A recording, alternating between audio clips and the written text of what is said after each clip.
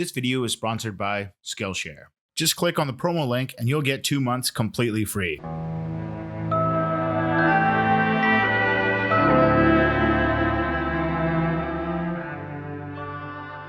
All right, let's unpack the Iran Contra scandal. It's time for a quick history lesson, but this one is fun. Black's Law Dictionary defines treason, and Black's Law is basically the universally accepted law book of the United States. Treason is attempting to overthrow the government of the state to which one owes allegiance, either by making war against the state or by materially supporting its enemies. Ooh. So that's going to be key. That's going to be key for to judge, this by the metric of the time. So when you think of famous U.S. traitors, obviously, Benedict Arnold. Yeah, the Rosenbergs, right? That all comes to mind. The rapper Ja Rule. Oh yes, yeah, that's true. Well, that's more against like Haiti. Oh no, I'm thinking of Wycliffe. No, you're talking and Ja Rule is just a crime against humanity. Yeah, that's true. But Oliver North is never mentioned in that category, right? He's a decorated war hero. He's on Fox News. He's pretty much remembered as, Reagan's, treasonous general. Lieutenant Colonel, the greatest president to ever walk on the face of the earth, of the greatest country to ever exist. It never ceases to amaze me how venerated Ronald Reagan is, with the Iran-Contra affair being part of his legacy, between voodoo economics trickling down your leg and, the Just Say No campaign that his wife pushed down our throat. There's a lot to hate about the Gipper. Oh, God. Yeah. Don't get me started. So, this is going to be part of our ongoing series of America's trolling of South America. And I don't mean trolling in the internet term. I mean like trolling the sea, where you plunder and rape it for every existable resource. So, let's go back to the tail end of the Cold War, something that Reagan single-handedly did himself. Oh, yes. He broke down the wall when he went there. He tore down the Berlin Wall with his own hands. Yeah, that was crazy. Deregulation was taking its toll on the American people. I mean, Reagan used the word freedom more than any president in history when he came in, but freedom means different things to a lot of different people. I mean, slave owners used to talk about how they wanted the freedom to own more slaves, and to keep them in chains and bondage. Yeah, the tyranny of the government. Yeah, exactly. Big government trying to take down my slaves. So even though the Cold War was breathing its final vodka-soaked breath, the threat of communism globally was, still very real. So most people remember the Cold War as a series of proxy wars in which poor countries obviously got over. Some classics include the Vietnam War and now what is known as North and South Korea. Those are all proxy wars from the Cold War. But that doesn't mean that the United States forgot about its old friend, South America. So for a long time, South America was a dumping ground for rich white Americans to go and gamble and drink mojitos. The US, but mostly, the CIA, would basically back coups in numerous countries in the region, prop up horrific dictators. Yes, because it seemed like in South America, which was impoverished and shitty, well, I mean, the quality of life was shitty. It was run by it was shitty. Which sort of leads people, I think, to sort of lean towards a socialist kind of government. Yeah. So in a democratic sense, which a lot of these places sort of were, there was a groundswell for swinging left, like not just communism, but like socialism, communism. Yes, and when there is an atmosphere like that, the U.S. also feels it's in its right to exploit it. Yes. Yeah, absolutely. So they'd prop up some horrific dictator like Pinochet, they'd maintain pro-U.S. status with the dictator, and further America's global interests. Of course. Yeah. But unfortunately, a few revolutions was making this more difficult in the region. As a member of the National Security Staff under Reagan, Oliver North, a man we're going to be talking about it a lot today, had worked tirelessly to save El Salvador and Grenada from communism, but then he turned his sights on Nicaragua.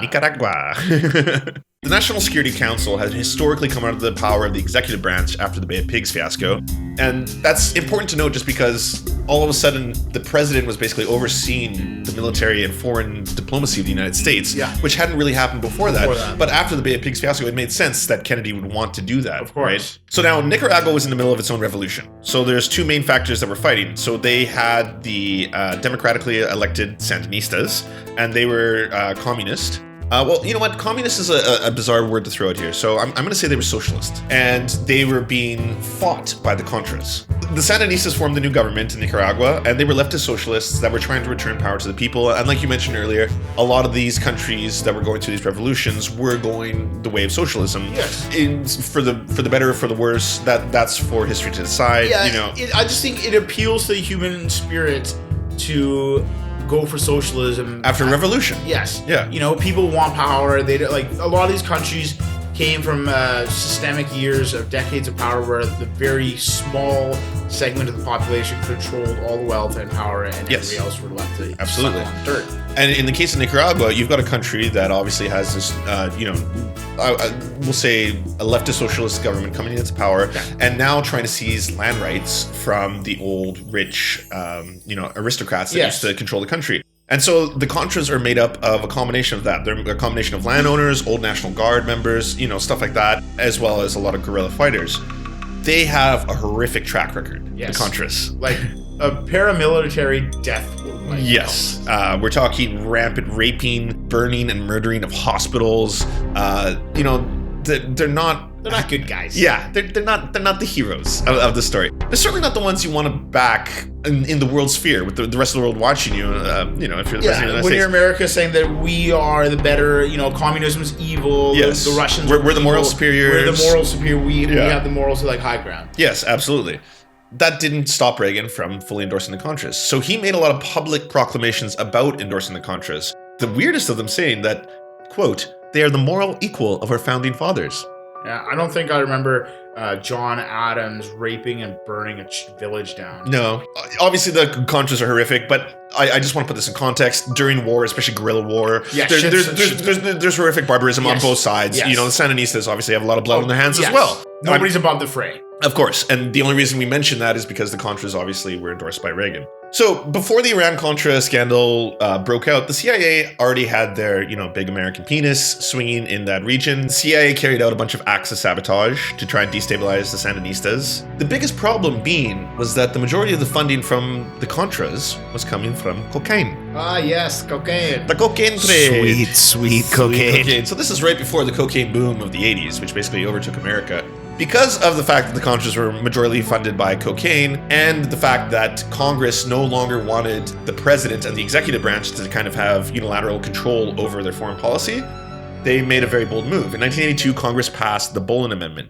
So the Bolin Amendment was basically to strictly ban the U.S. from funding the Contras. Now, this is, a pretty historic case because they specifically target the CIA and the DOA. It was basically Congress's attempt to say that foreign policy is not simply controlled by the executive branch, mainly being the president, right? Yeah. And, we all know historically how that played out. I mean, how many times do presidents act upon Congress before going to war or things like that, right? Well, we don't have war anymore. We have ongoing conflicts. Yeah, we have bombing to peace executions. And also keep in mind that the Contras, up until this point, were getting millions of dollars of funding from Saudi Arabia.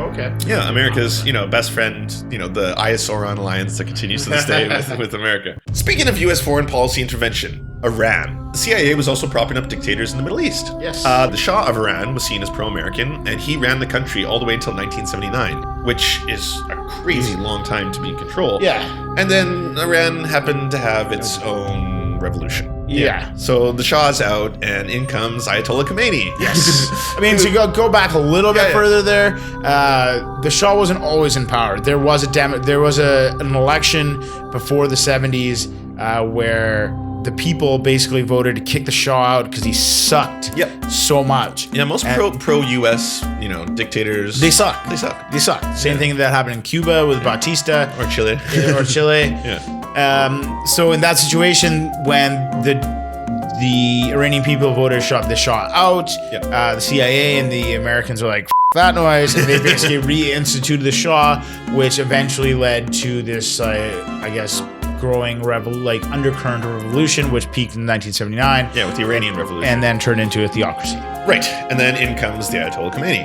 How should we put this? Khomeini! He's not too friendly to the United States. The Iranian Revolution happens just around the exact same time that the Sandinistas take power in Nicaragua. So Reagan is basically witnessing these two things happening simultaneously. Enter Hezbollah, which is an Iranian-supported terrorist group in Lebanon. Hezbollah takes 7 American hostages. This creates a huge problem and a huge opportunity for Reagan. So Iran is in the middle of the Iran-Iraq war, and as most people know, most wars have a strong necessity to buy weaponry. So here's where things get juicy. Ooh. Yeah, so Reagan made a lot of public proclamations about wanting to get these hostages saved. He said, "I do not want their bodies and souls to be separated," weird religious rhetoric that only the Gipper was capable of. Yeah. Oliver North is working on the National Security Council for Ronald Reagan, and he wants to fund the Contras. He wants to give the Contras all this money. So they can beat the socialists. Absolutely, but he can't do it because Congress is like, sticky fuck that Congress noise. says, yeah, you're not allowed to be involved. So here comes two birds with one bullet, or two birds with one missile.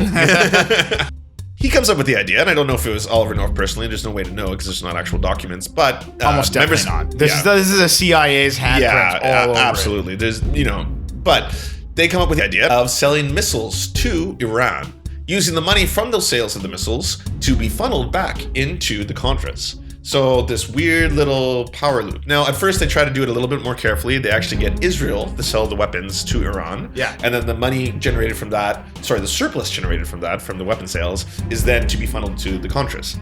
So, sell weapons to Iran, funnel the funds to the Contras. And like I said before, at first, they were doing it through Israel, and eventually the United States just started selling weapons directly to Iran. Why is this important? First off, that should sound super weird to everyone who knows Iran as it is today. And under the Ayatollah, which we already said was, very anti-US, there was a lot of anti-US rhetoric and fervor. Of course. Hezbollah was also deemed as a terrorist organization, and Reagan had said multiple times, we will not negotiate with terrorists, we will not make, any kind of exchanges. They were selling arms to Iran. Like, that's insane in this day and age. Even to see that was happening, yeah. Right? But I don't understand how they thought that they could get away with selling arms to one of their enemies. Here's the big reason. As part of the deal, the American hostages were released. Okay. So because the American hostages were released, this was a huge win for Reagan. This was a huge press hop. It was all over the news. Of course. Reagan was known as the great communicator, and in this situation, he was capable of negotiating this. And part of that negotiation was only made possible because they were selling arms to Iran. And this was yet another situation of the U.S. thinking, well, we've got basically two groups, Iran and Iraq. Yeah. They're killing each other. They're going to keep killing each other. Why don't we just play the Risk game? In Risk, when one of the players is basically he's just amassing all these arms, but not warring with anyone else, and waits. And then in the last move of the game, he crushes everybody. Yeah, of course. Yeah, that's what the U.S. was basically doing in this. It's a really good way to play Risk. That's how Risk happens. Yes. Yeah, absolutely. So, on November 3rd, 1986, right before a congressional election, a Lebanese newspaper broke the entire story to the eyes of the world. This was the first time it came into the public sphere. Reagan initially denied everything. Of course. Which is, part and parcel of being the President of the United States. So a congressional investigation is launched, and the testimony of Lieutenant Colonel Oliver North admitting to selling arms to Iran and also stating that Reagan knew about it is what launched the second investigation. The first investigation didn't find any criminal culpability by Reagan. They said it was just a lack of oversight, quote unquote, that was responsible for this whole scandal happening. And then it was the second investigation that forced Reagan to make a public address to the American people. And that address is probably one of the most famous moments in Reagan's administration, where he went on television and said, I told you that I had no knowledge of the Iran-Contra affair, but even though my heart and mind knew that to be true at the time, I've now learned that the facts do not align. It's I told you I didn't know, but, as it turns out, I did know, but my heart didn't know. My heart and soul. Yeah, baby, I know I said I didn't cheat on you, but my heart didn't really cheat on you. It was just my dick. Well, that was basically Bill Clinton's testimony, right? Yeah. I did not have sexual relations with that woman. I now know I had some. So, Oliver North, Robert McFarlane, 4 CIA officers, 5 government contractors, and Reagan's national security advisor, John Poindexter. Yes, that is his real name. Are you kidding me? John Poindexter. Yeah, we're all found guilty. I wouldn't have ever thought a guy named Poindexter could commit a crime. Or rise to that level or anything. Yeah. Shut up, Poindexter. Get out of the room, Poindexter. We're all found guilty. All of them. So that is huge, right? This is Nixonian in the levels of top level corruption, treason, right? Oddly enough, none of them were found guilty for treason. They were indicted on a handful of other crimes. But like we said at the start of this whole thing, right? Treason includes selling arms to your enemies, which is exactly what happened here. Bush Sr. was the vice president at the time. He won the election after Reagan. Yeah. He assumed power as the president of the United States, and he pardoned all of them. Of course. That's why Oliver North is not in a jail cell. That's why Oliver North, where he belongs. That's why he was allowed to become a Fox News commentator, and that's why he is now allowed to become the head of the NRA.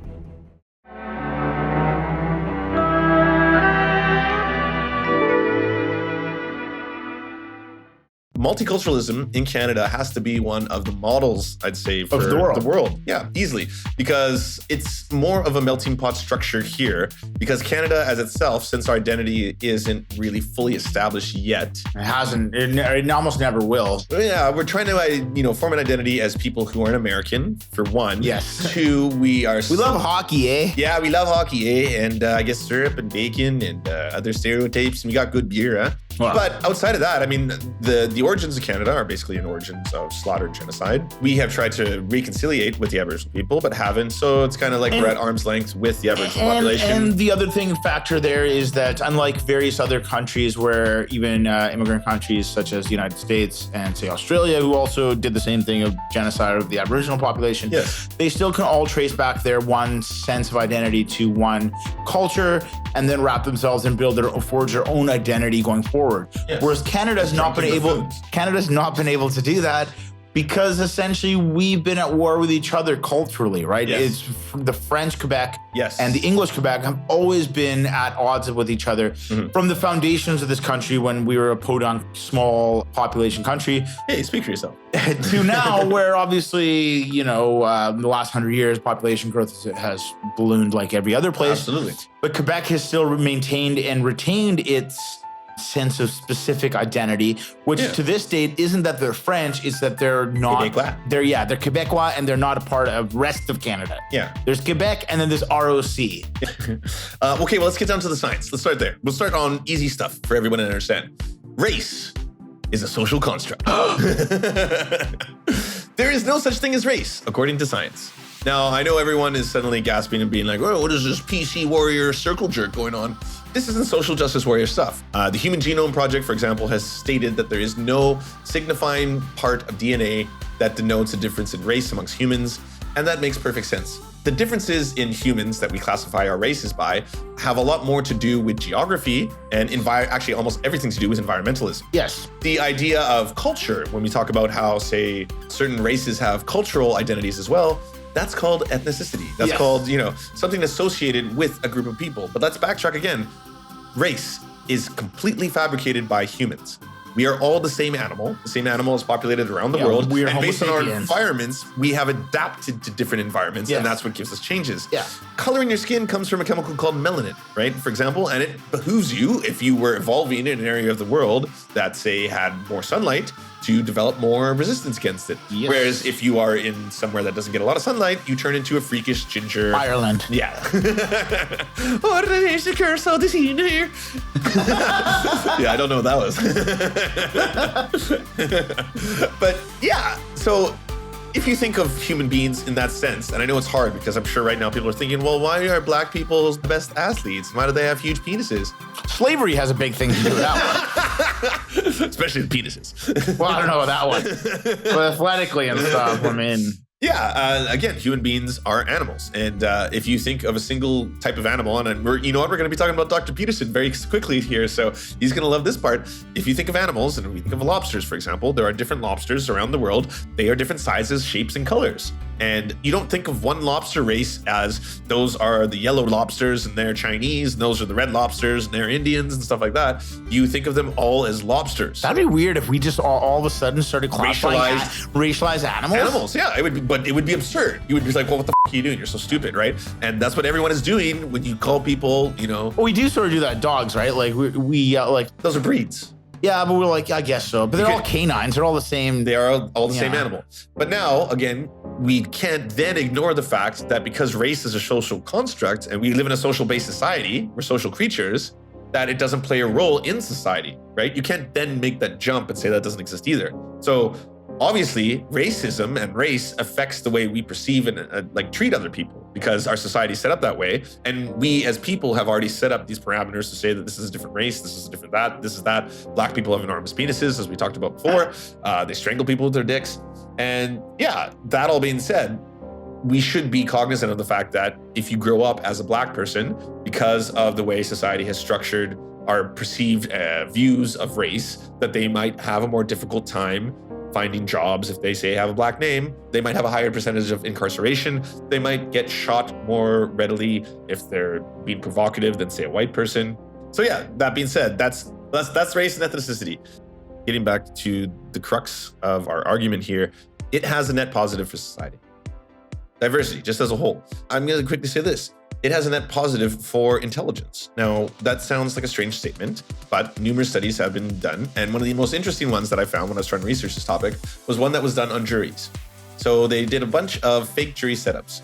The juries that were all of the same race or ethnicity, right? So they had all white juries, all black juries, all, Chinese juries, all had lower points in scoring when it came to the results of their ability to do critical thinking, to judge correctly, to answer statements correctly, and to rule correctly in whether or not the person they were judging was guilty or innocent. Okay. The reason being was that there was groupthink immediately. As soon as you, sat into an all-white jury, you're sitting around your peers. Everyone is kind of like, I think this, you think this. I think this. There's not a lot of critical debate. Yeah, of course. Because of the social construct of race, right? And there's no differing point of view from experience. Exactly. Yes, or different cultures or races. That alone, this is a microcosm for the beauty of diversity, right? And I know people are thinking I'm circle jerking a Disney film or something right now, but there is an exposure to a lot of new ideas and cultures. Of course. You don't have to go past the superficial things like food is delicious and that's always the one that's brought up. That and attractive people are always like, those are two knocks. But I may hate the slave, but I love the slave.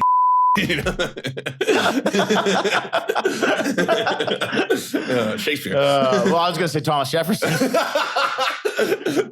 Apropos. Fundamentally, that is the crux of humanity and where we've gotten from tribalistic little warlord people living in caves to where we are now. It was intermingling with different cultures. It was, the Egyptians conquering this. Obviously, what I'm talking about back in the day, thousands of civilizations that preceded us did it horrifically, often conquering and people putting into slavery. But you often had, Rome seizing power in Gaul or seizing power in, modern day Germany and North Africa. And when they would eventually settle there, eventually you would have people from those areas come and move into Rome. And you just have this mix of people. That is the crux of where we are as civilization. Cultures constantly intermingling, right? Trade between cultures. That is diversity. People don't care so much when, right now, because the idea of diversity is these brown people or black people coming to take, your culture over. But you don't have to go that far back in, say, in American history or even Canadian history, when it was the dirty Gippos or the Italians, those wops coming over to take our good jobs, or those the inverse Negroes, as they call the Irish. Or the Irish, right? Those guys were just like black. They weren't blacks, but they were they were treated as black. They were just above the blacks, right? Whereas now they're just white. And those same people would be like, oh, we can't have any of those beaner Mexicans take our jobs. Where it's like, what the fuck? Well, actually, Mexicans used to be statistically classified as white by the census up to a certain point in the United States. And then that changed. And then after, once World War II happened, it changed back because they wanted to, make them feel like part of the culture again in order to help with the war effort. Then again, it switched back again. Yeah. So, I mean, it's just this push for diversity. I understand it from a basic level, this tribalism and this the fear of the other, right? It's an easy boogeyman, right? It's always the immigrants. You always want to send Moses packing, get him off this boat. Of course. But here's the problem with doing that.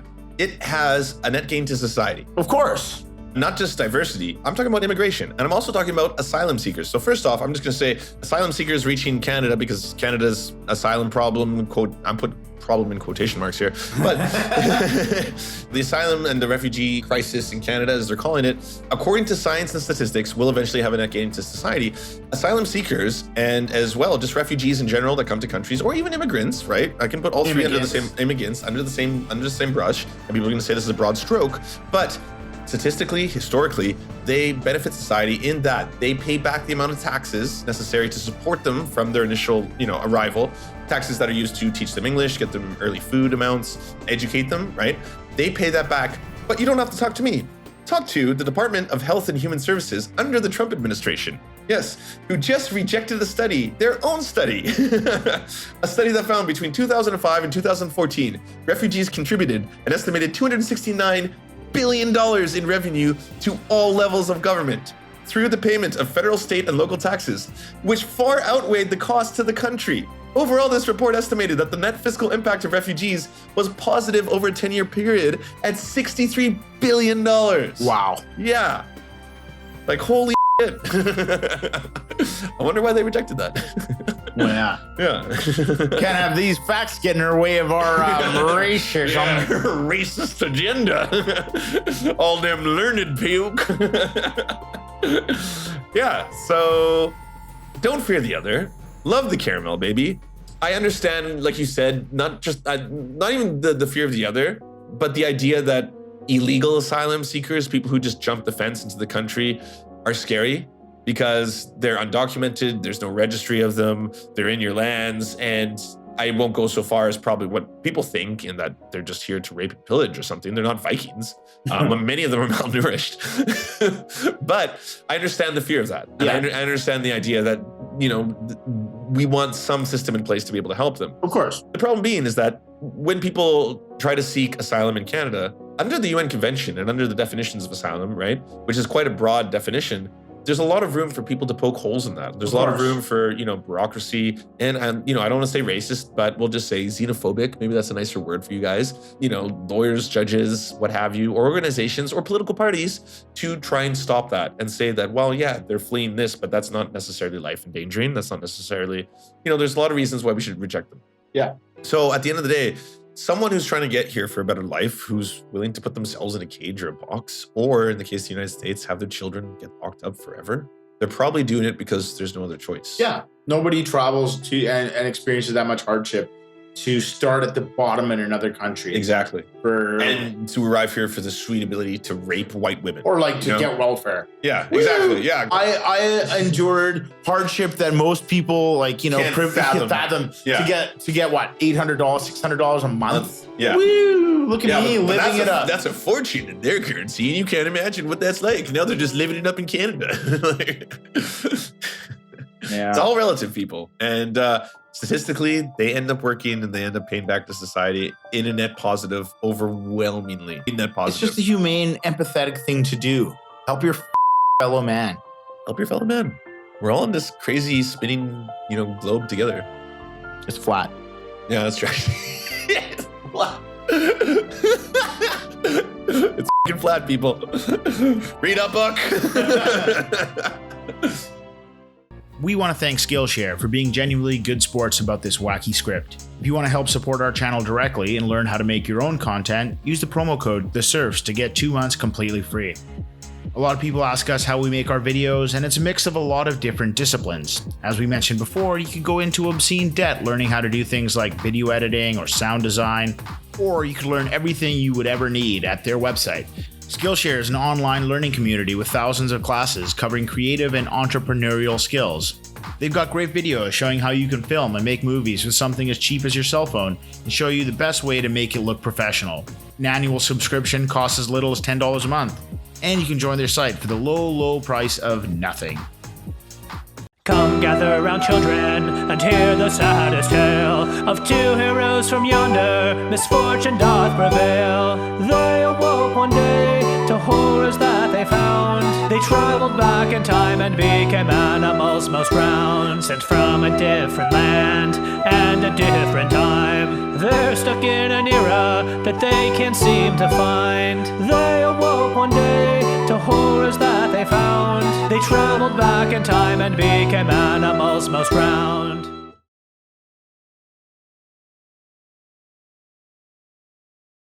Did you enjoy what you just watched and now crave more Nectar of the Damned? Did you know that if you're watching on YouTube, you're only getting half the surfy experience?